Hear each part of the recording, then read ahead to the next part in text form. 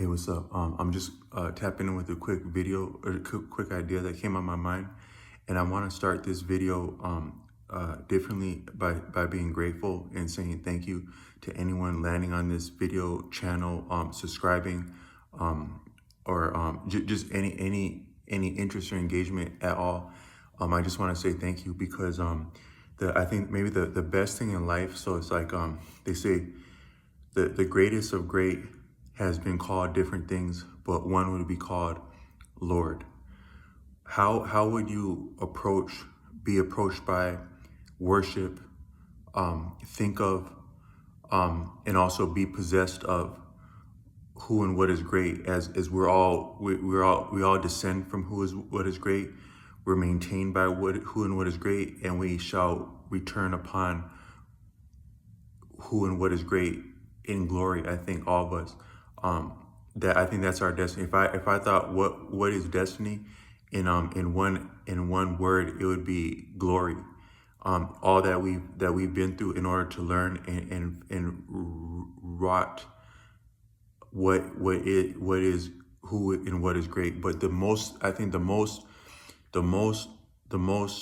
greatest thing we can do, coming from who and what is great, being possessed of that, so much as we learn and we make choices that are in discipline and are in congruence with excellence. We are possessed of and by who and what is great, which is not a respecter of persons, but is a respecter of itself and us as we come close to it and align with the purposes of what's great. The greatest thing we can do to be the most in accord and same as who and what is great would be to be, in a sense, be the way you could honor something, like the way you would actually honor your parent. If your parent loved you, if your parent loves you, it's a little bit one thing that takes me aback is that I would have to say, if your parent loves you. Sometimes it doesn't feel like our family loves us, and sometimes they for intensive purposes, they injure us. According to Robert Greene, it's not does someone like you or not. It's not does someone intend to help you or not. It's what do their actions, and actions can be anything from great to subtle, the subtle which may be greater. What do their actions cost you, mean you? What do they mean by their actions around you, but also what do their actions amount to for you? And for some of us, it is not what you would call love. So I do have to that's a heavy one for me. Like for that you would have to say if your parents love you, but if your parents really love you and respect you, they're actually the greatest respect is not a choice. I don't think it comes from us. When someone does something, I think that the best way anyone can respect you, that you can draw someone's respect despite them, because it's more so real respect when it's respect you despite them. So it's like, fuck, yeah, but I gotta give it up, man. But that's kind of like, but actually it's like, so it's kind of like,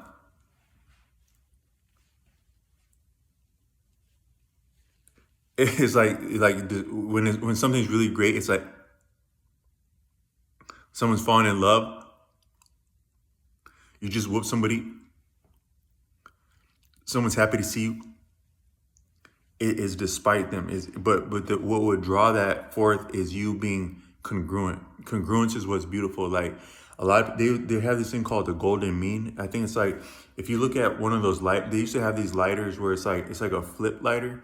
Like it's like you got the cheap lighters, and then you got some actual lighters that you replace the fuel in it. And they used to have more of them back in the day, and you flip the top off of it, but it looks actually cooler when the top is on it. But it's like a rectangle, but it's very smooth like that. I heard some people in art class back in the day, and they were talking about something called a golden mean.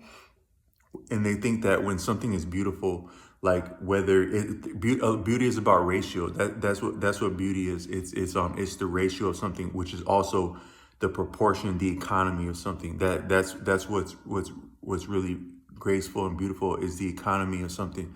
But it's been extrapolated that when you have something very beautiful. There are ratios within it that can be recognized, and that's actually some of your thinkers, like what was his name, Pythagoras.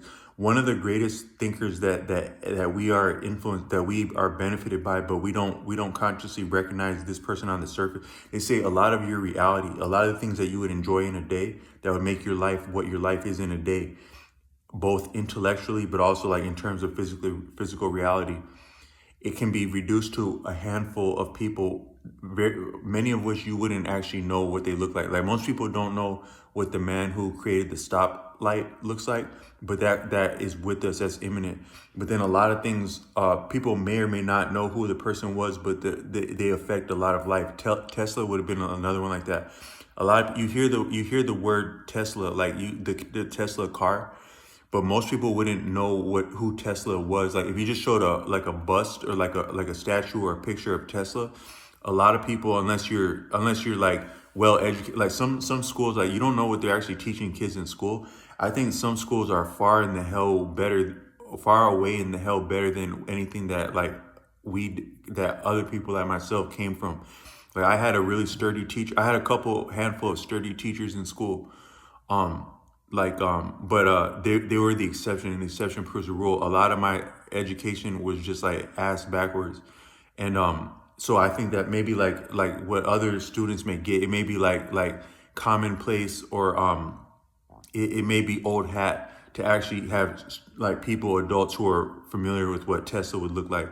But from my background, I don't know who the hell Tesla looks like, but I can imagine we're impacted by a lot of that. But another one is Pythagoras. So Pythagoras, I think that what we have for mathematics comes from Pythagoras, but also what we have for the musical scale comes from Pythagoras. So if you actually if you studied music at the deeper level, like the actual, some of the sophistication of what's taking place in harmony, you study music like that, and you come across Pythagoras. So I think actually what we have for a musical scale, like what the piano is based on, and then what a lot of instruments are based off the piano, I think Pythagoras may be responsible for the musical scale, like do, re, mi, fa, sol, la, ti, do. In Western music, that the most harmony, it sounds like harmony because you can recognize your mind is a lot broader than you think.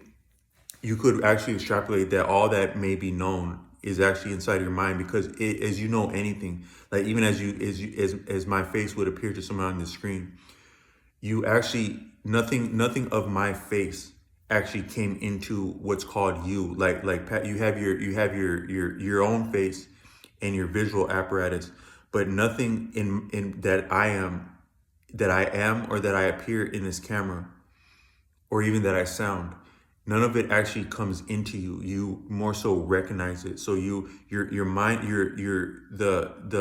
your eyes are like a medium, but your actual seeing is deeper than your eyes. Like Osho pointed out, he said that when people damage their eyes, like a lot of times, like the experience, the phenomena of blindness or limitation to sight, it's not necessarily and only in a function of damage to like the actual the visual apparatus in the eyes. It's actually the property of mind behind the eyes, facilitating the eyes, through the eyes, that would be different. And so but then also just in perception, the real perception is deeper than the eyes.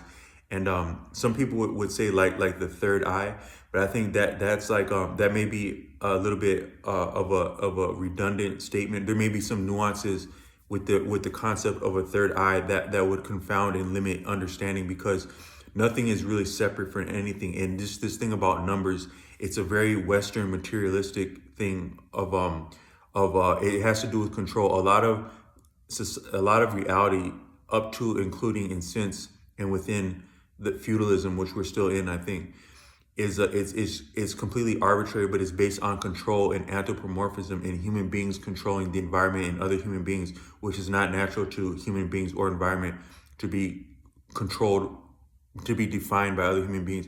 You could say we've had to adjust for other human beings because we've always had politics as long as we've been human beings and living beings and social and numerous.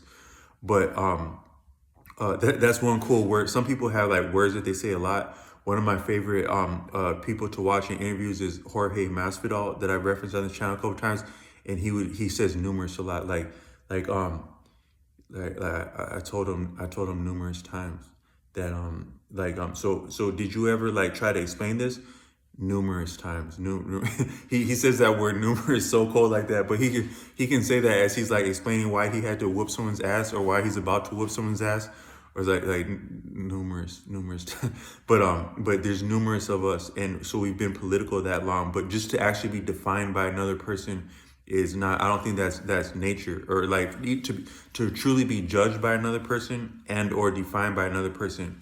That's not natural to nature unless that person has you in a fetal position or they have some kind of power over you. But naturally, you would have better ways of getting past another person's power or returning like someone's power. But in feudal society where the means of production are controlled, that is the environment, the resources in the environment are compromised because of like monopoly type behavior, because of private property, the concept of a private property and the entitlement that stems from that and operates from that's different. So, but part of that is in numbers. So we're exactly defined and held by the balls by number our whole life. Since before we know what numbers are, what, 2, 3? This is 4. I learned 4 today. You've already been getting control with numbers since before you figured out what 4 was. They already had numbers about you, like since they did your birth certificate and stuff, and it's been impacting you before that. But the thing like third eye might be like that, in that nothing is really, but there may be more than, there's probably more than the two eyes that you're familiar with, and the two eyes you're familiar with may be the more superficial of your visual apparatus and your awareness. I think actually when you're dreaming, you're not concocting. That's a Western concept, that you're concocting your dream, or you're animating your own dream or feeding yourself. You are this existence. This existence is animated, so you are animating your own experience, but not like as a picture show inside of your head.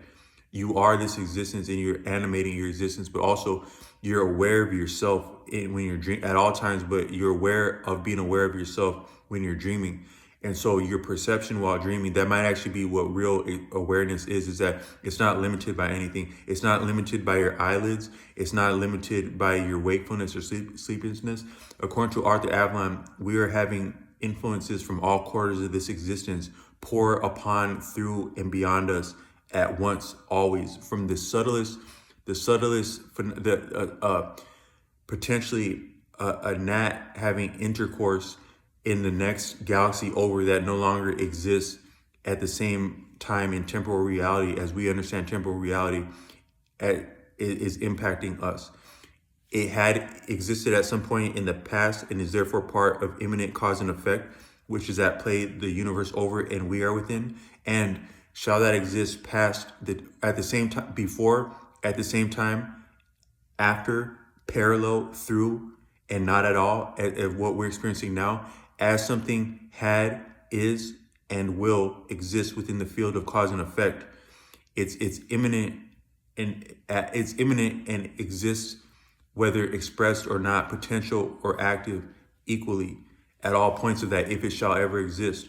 And from that point, we're within the play of that. Like even some gnats having intercourse at the farthest extent of this existence, at the farthest extent in temporal experience from this point, whether that had preceded, attended, whether that was precedent, attendant, or antecedent to my enunciating, I'm still connected to that in cause and effect. So that's how much of influence is with us at once and always.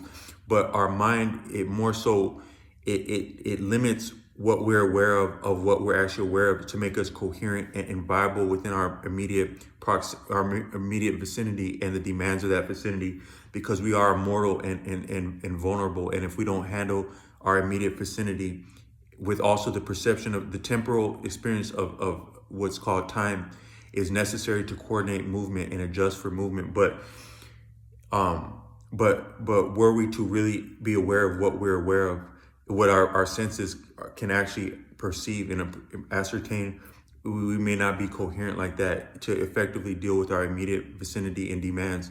But so our mind limits what you call your mind, like I'm talking more like cerebrally, your brain, but your whole body is actually your mind. You you you you are I'm just gonna try to I'm about to get disturbed here, but you're limiting that, and you're blocking that to be coherent. So according to Arthur Avalon, consciousness is broader than it's you, but you are actually broader than you. And when you're awake, when you can perceive someone's mind functioning, their mind is reflecting consciousness. Is that consciousness is